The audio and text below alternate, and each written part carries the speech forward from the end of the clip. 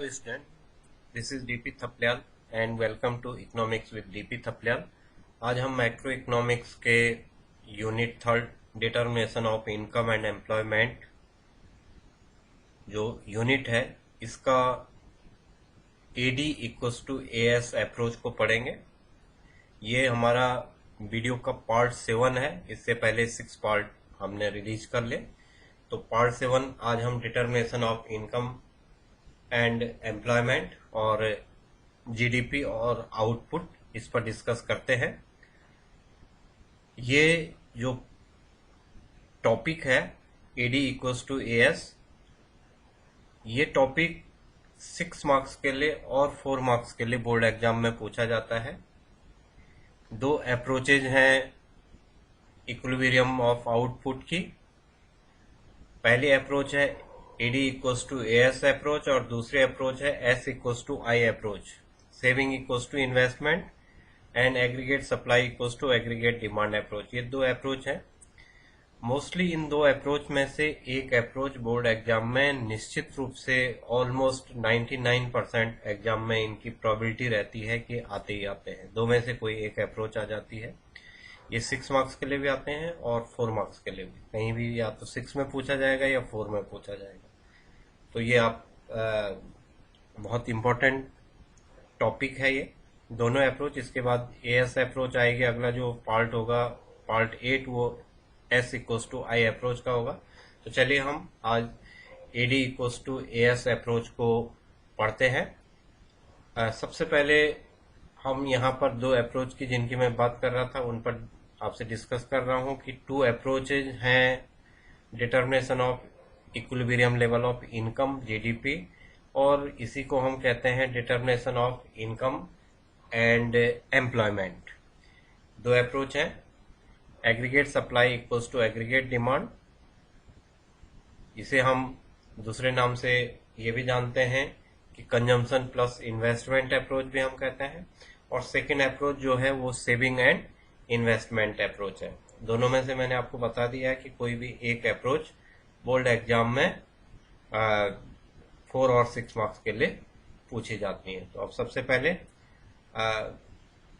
Definition के रूप में हम इसे पढ़ लेते हैं कि AD equals to AS approach को जब अगर वो 6 मार्क्स में पूछता है इक्विलिब्रियम लेवल के लिए, तो कई बार 1 मार्क्स का एक अलग सा क्वेश्चन भी पूछा जाता है कि define equilibrium level of income and output. 1 marks के लिए कई बार ऐसा भी क्वेश्चन पूछा गया है।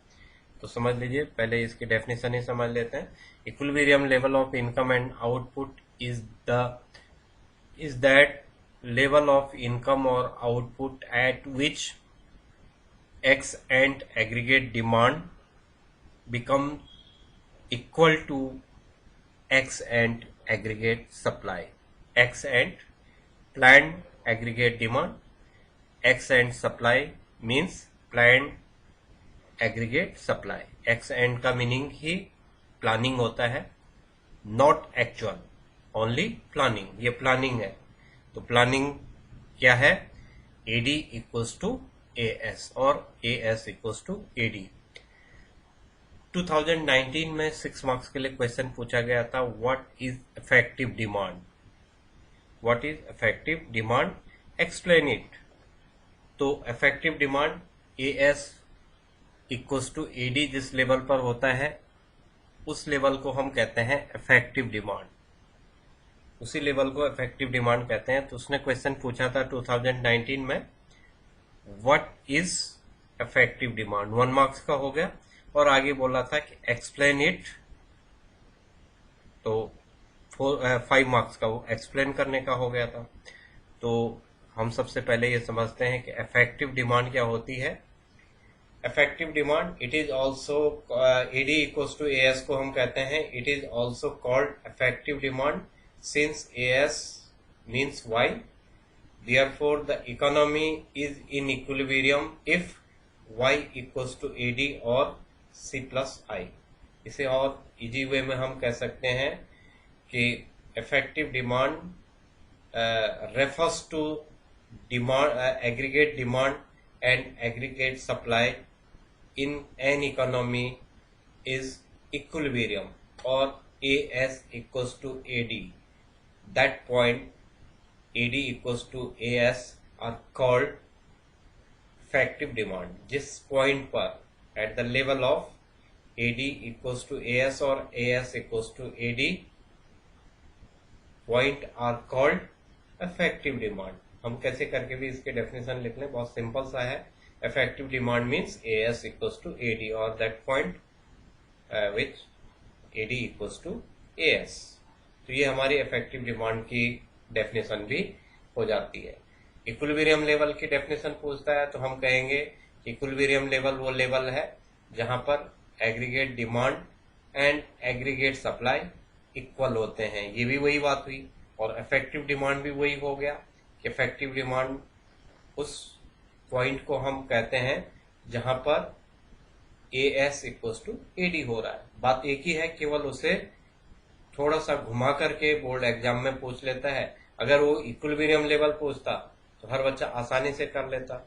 इफेक्टिव डिमांड पूछा तो कई बच्चे इस टॉपिक से हट करके डिमांड की बात सोचा कि भाई इफेक्टिव डिमांड का मीनिंग क्या है. ये तो जानते थे कि AD इक्वल्स टू AS है, वो आउटपुट एंड इनकम है. X and aggregate demand, x and aggregate supply, output, employment, इस नाम से तो कई जगह ये इंडिकेट होता है. लेकिन ये कम बार में होता है, कम यूज किया जाता है जब इसे इस नाम से पूछा जाता हो इफेक्टिव डिमांड. लेकिन एक बार पूछा गया तो हमें उस हिसाब से अपने को तैयार रखना है. तो ये हो गया इफेक्टिव डिमांड. अब हम है तो ये एक ही चीज है और इसे हमने कह दिया कि effective demand refers to the level of AD where AS equals to AD. Thus, effective demand always corresponding to the equilibrium level of income in the economy. It is called effective as it is this level of AD which actually determine the equilibrium between AS and AD. और simple सा है, बहुत short में अगर हम इसे कह रहे हैं effective demand means AS equals to AD. अब हम प्रीवियस में हमने एग्रीगेट डिमांड को पढ़ रखा है, एग्रीगेट सप्लाई को पढ़ रखा है, C को पढ़ रखा है, I को पढ़ रखा है. तो हमें 6 मार्क्स का या 4 मार्क्स का पूछा जाता. सबसे पहले हमने डेफिनेशन लिख ली. डेफिनेशन लिखते ही हमारा 1 मार्क्स पूरा हो जाता है. उसके बाद हमें टेबल कंस्ट्रक्ट करनी है जहां पर जिस लेवल पर AD इक्वल्स टू AS होता है वही लेवल, उस लेवल को दिखाना है हमें, वो इफेक्टिव डिमांड है. और उसके अलावा हमें ये टेबल इस हिसाब से कंस्ट्रक्ट करनी है कि AD greater than AS and AD less than AS. 3 situation जिस टेबल में बने हमें वो बनानी है. हमने कंजम्पशन की टेबल अलग बना रखी है. सेविंग टेबल, कंजम्पशन फंक्शन वाले वीडियो में कंजम्पशन फंक्शन की टेबल बनाई थी. सेविंग फंक्शन वाले वीडियो में सेविंग फंक्शन की टेबल बनाई थी. एग्रीगेट डिमांड वाला जो फर्स्ट वॉल्यूम हमने किया था उसमें एग्रीगेट डिमांड की टेबल बनाई थी. एग्रीगेट सप्लाई हमारा सेकेंड पार्ट था, उसमें हमने एग्रीगेट सप्लाई की टेबल बनाई थी. और इन सबको हम एक साथ कर लेंगे. तो ये जब हम एक साथ कर लेंगे तो वो सारी की सारी टेबल हमारी कहलाएगी AD equals to AS approach की टेबल बन जाएगी. और बाद में S इक्वल्स टू I के लिए भी यही टेबल, अगर हम अगली जो अप्रोच पढ़ेंगे इक्विलिब्रियम की वो है S इक्वल्स टू I, वहां भी यही टेबल काम करेगी. ये टेबल कई जगह हमारी काम करी है. फर्स्ट जो हमारा वीडियो था पार्ट 1, वहां से लेकर के और आज 7 पार्ट है AD equals to AS approach, वहां तक हर लेवल पर ये टेबल हमारी कंस्ट्रक्ट होती गई. एक बार अगर हम इस टेबल को समझ गए तो उसके बाद हमें आसान हो जाता है कि हम कैसे ड्रॉ करें टेबल को. कुछ चीजें आपने प्रीवियस वीडियो में सुनी होंगी तो समझ गए होंगे, नहीं सुनी है तो एक बार और उसे आप समझ लेंगे और आपको टेबल कंस्ट्रक्ट करनी आसानी से आ जाएगी. फिर भी मैं थोड़ा थोड़ा इसमें भी रिवाइज करवा देता हूं कि हमने कैसे टेबल बनाई थी, लेकिन यहाँ पर हमारा वो सारा एक साथ हो जाएगा.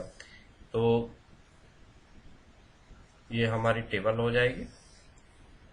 हमने सबसे पहले Y बनाया, फिर C, फिर S, Y माइनस C, जो होता है वो S होता है।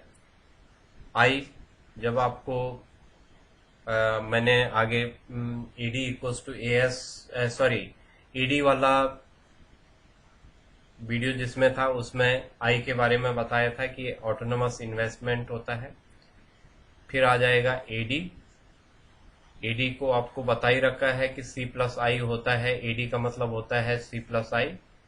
और फिर लास्ट आ जाएगा एएस, और एएस के जो कंपोनेंट हैं वो है सी प्लस एस। ये हमारे पास हो जाता है। हमें बहुत कुछ याद नहीं करना है, 2-3 छोटी छोटी बातें याद करनी है। और पहले से ही अगर ध्यान है, पहले अगर वीडियो आपको पता है तो आपको याद हो रखी होगी ये टेबल आसानी से। बस हम इस सारी टेबल को एक साथ बना रहे हैं। पहले हमने अलग अलग जहाँ जिस चीज़ की ज़रूरत पड़ी वहाँ उस चीज़ के टेबल बनाए। यहाँ इन्हीं चीज़ों को हम अलग अलग ले रहे हैं, तो एक साथ उन्हें पहले अलग अलग लिया और यहाँ एक साथ मिला रहे हैं। जो लॉजिक था एज पर कीन्स, उनके हिसाब से इनकम जीरो हो सकती है, कंजम्पशन जीरो नहीं होता है। मिनिमम लेवल ऑफ कंजम्पशन सभी इकोनॉमी में बना रहता है। इनकम इंक्रीज होती है, कंजम्पशन भी इंक्रीज होता है।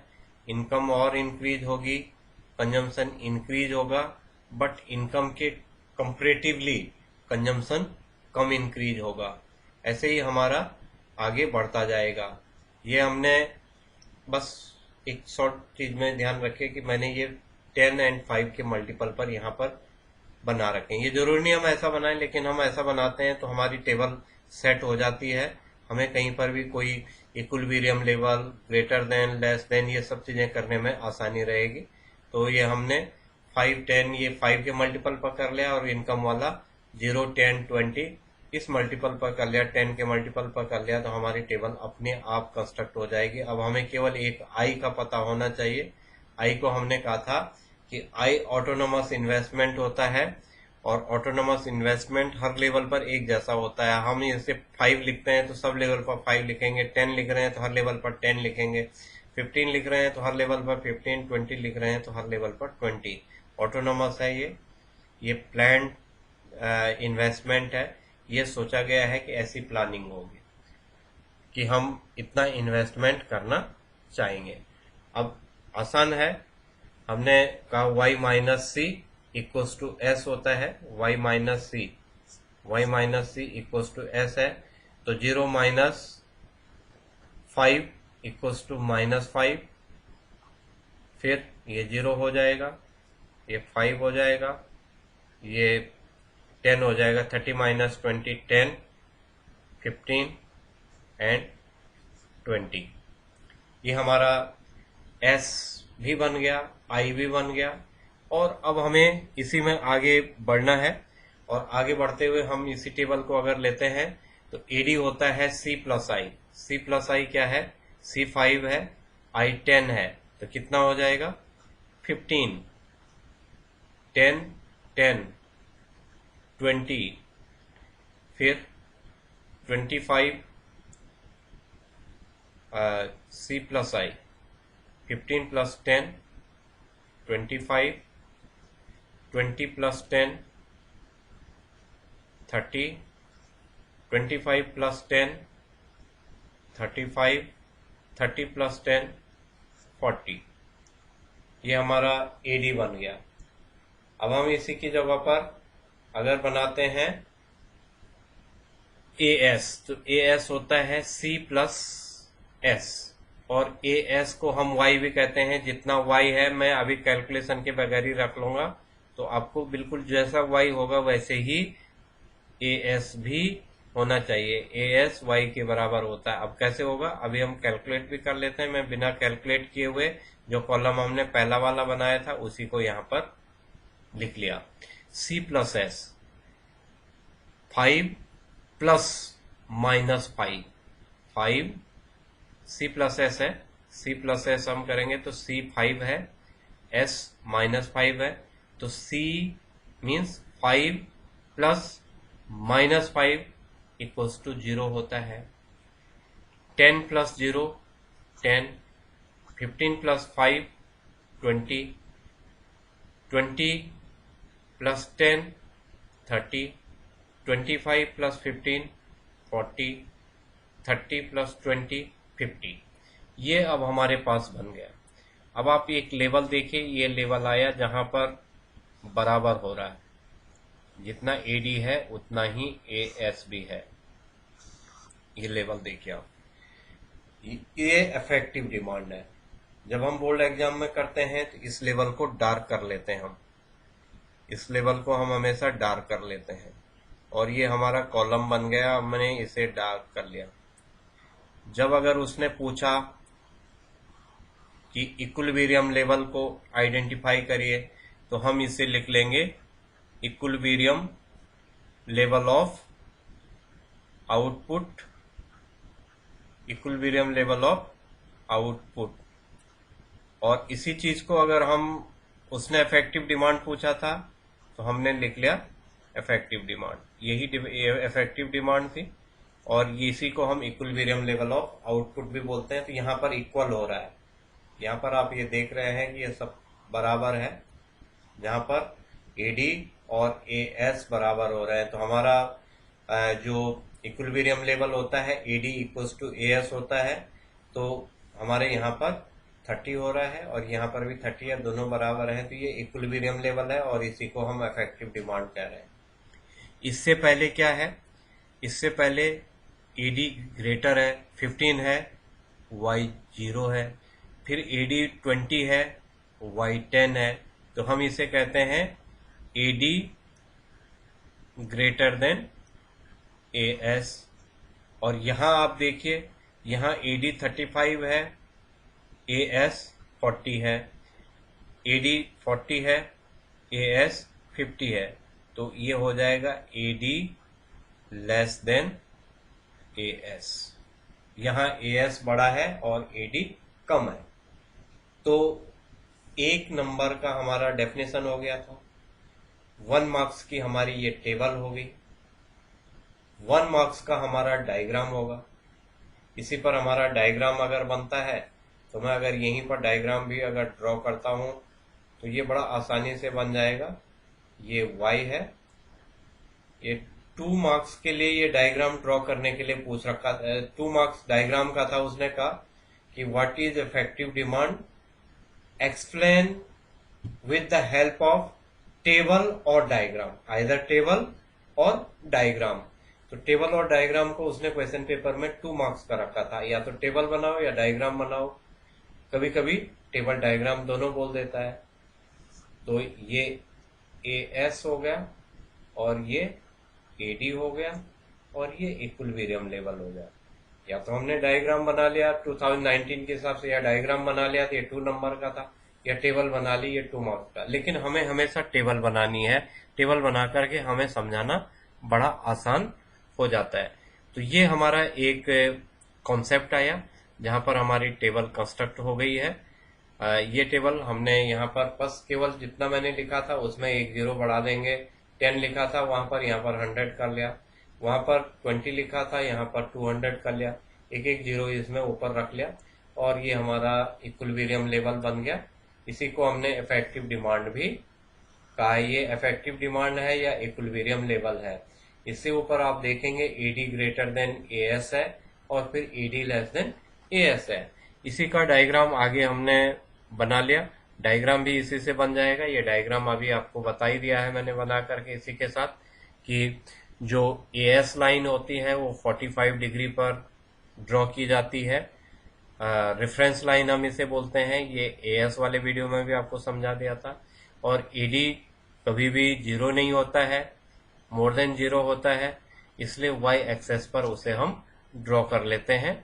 और जहां पर ये टेंजेंट होता है वहां पर इक्विलिब्रियम लेवल कहते हैं हम इसे। ये जो पॉइंट है ये इक्विलिब्रियम पॉइंट है, ये इक्विलिब्रियम पॉइंट है, या इसी पॉइंट को हम इफेक्टिव डिमांड भी बोलते हैं, इक्विलिब्रियम लेवल भी बोलते हैं और इफेक्टिव डिमांड भी बोलते हैं। ई पॉइंट, ई एंड एल जो है ये इफेक्टिव डिमांड भी है और इक्विलिब्रियम लेवल भी हमारा शो करता है। तो 1 marks definition, 1 marks table, 1 marks diagram, 3 marks हो गया। और 3 मार्क्स इनका मैकेनिज्म, एडजस्टमेंट मैकेनिज्म होता है फिर आगे हमारे पास एडजस्टमेंट मैकेनिज्म हम इसका करेंगे, तो 3 मार्क्स में हमारा एडजस्टमेंट मैकेनिज्म आ जाएगा। तो 3 मार्क्स आगे हमारे पास जो है वो एडजस्टमेंट मैकेनिज्म होगा, और इससे ये है adjustment mechanism. AD equals to A S तो हमने समझ लिया है। अब है एडजस्टमेंट मैकेनिज्म। एडजस्टमेंट मैकेनिज्म क्या कह रहा है? ED greater than A S, या X and ED greater than X and saving, और ED great less than A S. ये दो एडजस्टमेंट है, और ये 3 मार्क्स के होकर के टोटल हमारा 6 मार्क्स का ये क्वेश्चन सॉल्व हो जाता है। और अगर 4 मार्क्स का होता है तो खाली हमें ये एडजस्टमेंट मैकेनिज्म की स्टेजेस लिखनी है, इनको ज्यादा एक्सप्लेन करने की जरूरत नहीं होती। डेफिनेशन लिख लिया, टेबल बना ली, डायग्राम बना लिया, और एडजस्टमेंट मैकेनिज्म के पॉइंट लिख लिए। लेकिन अगर 6 मार्क्स का होता है तो इन दोनों को हम डिटेल से डिस्कस भी कर लेते हैं कि एडजस्टमेंट मैकेनिज्म क्या होगा। अब देखिए आप, यहाँ पर AD greater than A S हो रहा है, AD greater than A S. हमें इस पर 3-4 पॉइंट लिखने हैं। अब कैसे लिखेंगे हम पॉइंट? यहाँ देखिए AD greater than A S हो रहा है, ये हमारा स्टेज है जहाँ पर AD greater than A S हो रहा है। मीन्स एडी 15 था, ए एस 0 था, एडी 20 था, ए एस 10 था, एडी 25 हो गया, ए एस 20 हो गया। अब हमारा एडजस्टमेंट मैकेनिज्म है कि हमें इक्विलिब्रियम लेवल पर कैसे पहुंचना है। यहां से भी इक्विलिब्रियम पर जाना है जब हमारे पास ज्यादा हो रहा है, और जब हमारे पास कम हो रहा है तब भी हमें इक्विलिब्रियम पर जाना है। तो ये हमारे इक्विलिब्रियम पर, एक इकोनॉमी का हमेशा जो ऑब्जेक्टिव होता है वो होता है इक्विलिब्रियम लेवल को अचीव करना। इक्विलिब्रियम लेवल को अचीव करना मीन्स जितना एडी का मीनिंग जब हमने एडी पढ़ा था वहां भी था, लेकिन एडी का मीनिंग बता देता हूं मैं। एग्रीगेट डिमांड का मतलब होता है flow of goods and service. As का मतलब होता है flow of goods and service, और एडी का मतलब होता है expenditure on goods and service. तो जितना एक्सपेंडिचर लोग करना चाहते हैं गुड्स एंड सर्विस पर, उतना ही प्रोडक्शन, उतनी ही इनकम भी बनी रहे। इनकम भी उतनी बने और एक्सपेंडिचर भी उतना ही बने। तो इनकम एंड एक्सपेंडिचर दोनों जहां पर बराबर होगा उसे हम कहते हैं AD greater than A S. लेकिन यहां पर क्या है? AD greater than A S है, और हमें क्या चाहिए? AD equals to A S है। हमें चाहिए AD equals to A S. हमें इस इकोनॉमी को इस पॉइंट पर रीच करना है, AD equals to A S पर रीच करना है। तो अभी क्या स्थिति है? AD greater than A S. 3 marks में पूछा गया था 2018 में कि how to reach equilibrium if AD greater than A S. और एक सेट में पूछा गया था उसमें पूछा गया था how to reach income and employment equilibrium level if A S greater than AD. तो 3 मार्क्स में अलग सा भी पूछा जाता है ये mechanism, AD greater than A S है या AD less than A S है, तो हम कैसे इक्विलिब्रियम पर पहुंचेंगे। अब इसका मतलब बहुत सिंपल सा हो रहा है कि स्टॉक क्या है? कम है। लोग एडी यहां पर 15 खर्च करना चाह रहे हैं, लेकिन इनकम नहीं है, फ्लो नहीं है। यहां पर 20 खर्च करना चाह रहे हैं, लेकिन फ्लो 10 ही का है, ए एस कम है। इसका मतलब हो गया कि जो हमारे पास सिचुएशन आ रही है उस सिचुएशन के हिसाब से जब AD greater than A S हो रहा है, तो अब बहुत सिंपल सा है कि AD greater than A S हो रहा है तो स्टॉक कम है, स्टॉक कम है। The existing stock of the production would be sold out, बिक चुका है। जो कुछ भी हमारे पास स्टॉक है वो सोल्ड आउट हो चुका है, पहली स्थिति। अगर सोल्ड आउट हो गया है तो प्रोड्यूसर क्या करेगा? Suffering loss. हमें बहुत शॉर्ट में लिखना, AD greater than A S हो रहा है तो क्या कंडीशन हो रही है? AD greater than A S है, मीन्स एडी का मतलब हो गया flow A S and AD flow of goods and services in the economy tend to be less than their demand. जितनी डिमांड है उतनी flow of goods and services economy में नहीं है। जितनी डिमांड है, डिमांड ज्यादा है और flow of goods and services कम है, डिमांड इतनी है, डिमांड 15 है, flow of goods and services 0 है, डिमांड 20 है, एग्रीगेट डिमांड 20 है, flow of goods and services 10 है। इसका मतलब क्या हो रहा है? इसका मतलब है कि स्टॉक सोल्ड आउट हो चुका है, स्टॉक सोल्ड आउट हो चुका है। 10 ही यूनिट है और 20 की जरूरत है, 10 सोल्ड आउट हो चुकी हैं, सोल्ड आउट हो चुकी हैं। प्रोड्यूसर जितना उसे प्रोडक्शन करना था उतना प्रोडक्शन नहीं कर पा रहा है, इसलिए उसे लॉस फेस कर रहा है, वो लॉस बियर कर रहा है। अब ऐसी कंडीशन में प्रोड्यूसर क्या कर रहा है? लॉस हो रहा है उसे, उससे 15 की डिमांड थी, वो एक भी नहीं दे पा रहा है, उसकी 20 की डिमांड थी, अब वो 10 दे पा रहा है। फिर वो क्या करेगा? प्रोडक्शन को इंक्रीज करेगा, टू इंक्रीज प्रोडक्शन। पहला पॉइंट हमने कहा कि स्टॉक सोल्ड आउट। इस कंडीशन में एडी ग्रेटर देन एएस में क्या हो रहा है? जो स्टॉक है, जो एग्जिस्टिंग स्टॉक है, वो सोल्ड आउट हो जा रहा है, सोल्ड आउट हो जा रहा है, एग्जिस्टिंग स्टॉक सोल्ड आउट हो जा रहा है, सोल्ड आउट हो रहा है। प्रोड्यूसर क्या फेस कर रहा है? लॉस फेस कर रहा है। तो प्रोड्यूसर अपने लॉस को मिनिमाइज करने के लिए क्या करेगा? प्रोडक्शन को इंक्रीज करेगा, flow of goods and services को इंक्रीज करेगा। Flow of goods and services increase हो जाएगी तो एक कंडीशन ऐसी आएगी कि एडी इक्वल्स टू एएस हो जाएगा। तो ये है 3 मार्क्स में जैसे पूछा गया था कि कैसे करके इक्विलिब्रियम लेवल पर पहुंचेंगे। अगर एडी ग्रेटर देन एएस है तो हम क्या लिखते कि जो स्टॉक है वो सोल्ड आउट हो चुका है, stock sold out. Second point लिखेंगे producer suffering loss. Third point लिखेंगे producer plan to increase production, producer plan to increase production. क्या करेगा? प्रोड्यूसर प्लान करेगा क्या करने का? प्रोडक्शन को इंक्रीज करने का, और जो लॉस हो रहा है उस लॉस को मिनिमाइज करने का। तो पहला पॉइंट था the existing stock of the producer would be sold out. Second, the producer would suffer the loss of unfulfilled demand. और थर्ड है to rebuild the desired stock and avoid the loss of unfulfilled demand. और finally क्या हो जाएगा? The producer will plan to greater production. क्या करेगा? क्या plan कर रहा है प्रोड्यूसर? और ज्यादा प्रोडक्शन करने का प्लान कर रहा है। जो कुछ उसके पास प्रोडक्शन था वो क्या हो जा चुका है? सोल्ड आउट हो चुका है। सोल्ड आउट होने के बाद वो फुलफिल नहीं कर पा रहा है डिमांड, तो वो लॉस सफर कर रहा है।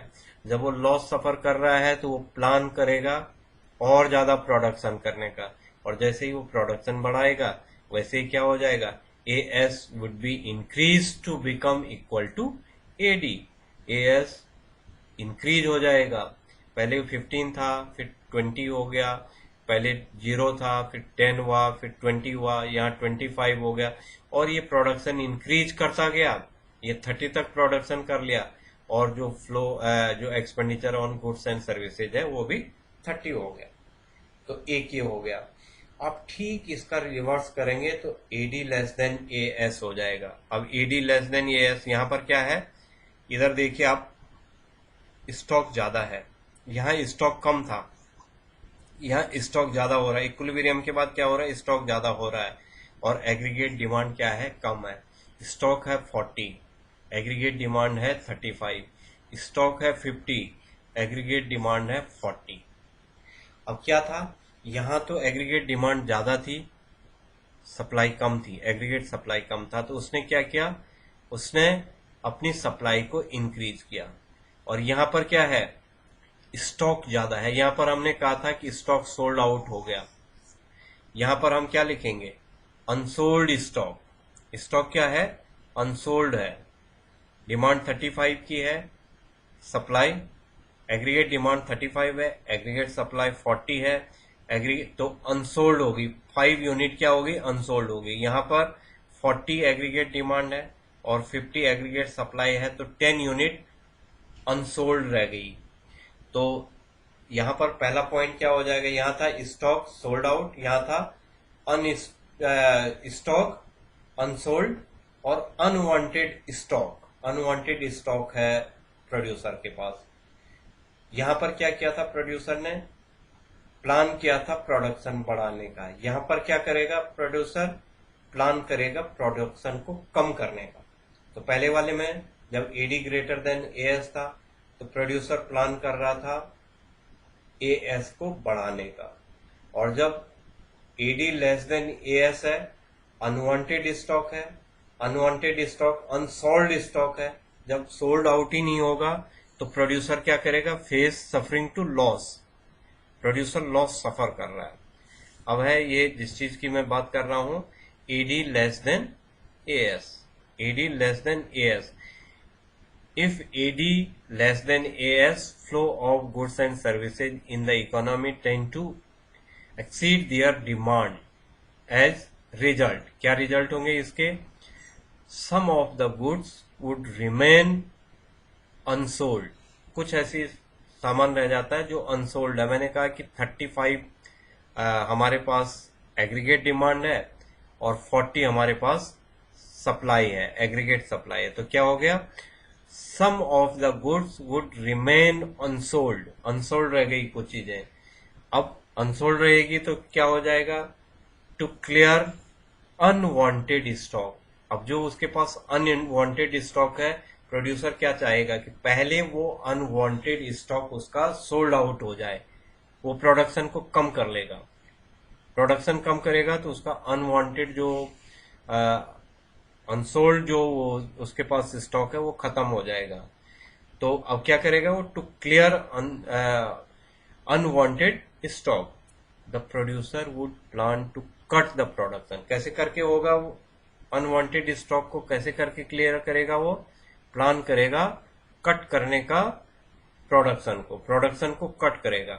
प्रोडक्शन जैसे ही कट करेगा वो, तो क्या हो जाएगा, consequently AS would be reduced to become AD, AS reduced to become AD।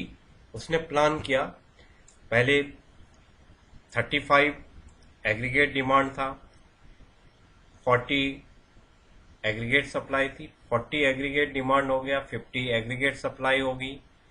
अब क्या करेगा प्रोड्यूसर, प्रोडक्शन को कट कर लेगा, रोक लेगा प्रोडक्शन को। प्रोड्यूसर क्या करेगा, प्रोडक्शन को रोक लेगा, कट करेगा। कट करेगा तो उसका अनसोल्ड स्टॉक सोल्ड आउट हो जाएगा, और वो कट करता जाएगा तो अब उसे वापस जाना पड़ेगा। वापस जाना पड़ेगा मीन्स अब उसने कम प्रोडक्शन किया, पहले 35 किया था 40 किया, फिर वो कम करने लगे, अनवांटेड स्टॉक को सोल्ड आउट करना चाहता है वो, तो वो फिर से क्या हो जाएगा, बैक आकर के क्या हो जाएगा, इक्विलिब्रियम लेवल पर आ जाएगा। जितनी उसकी एग्रीगेट डिमांड थी उतनी ही एग्रीगेट सप्लाई हो जाएगी, और जो एडी लेस देन एएस की सिचुएशन है वो सोल्ड आउट हो जाएगी। तो ये मैकेनिज्म है, और ये 3 मार्क्स के लिए अलग से भी क्वेश्चन पूछे जाते हैं। तो ऐसे करके हमारा ये 6 मार्क्स का क्वेश्चन सॉल्व हो जाता है। बड़ा आसान सा है, बहुत ज्यादा इसमें ऐसी टेक्निक और टेक्निकल प्रॉब्लम्स नहीं है। तो ये हमारा AD equals to AS approach है। आई थिंक आप लोगों की समझ में आ गया होगा। Thank you for watching this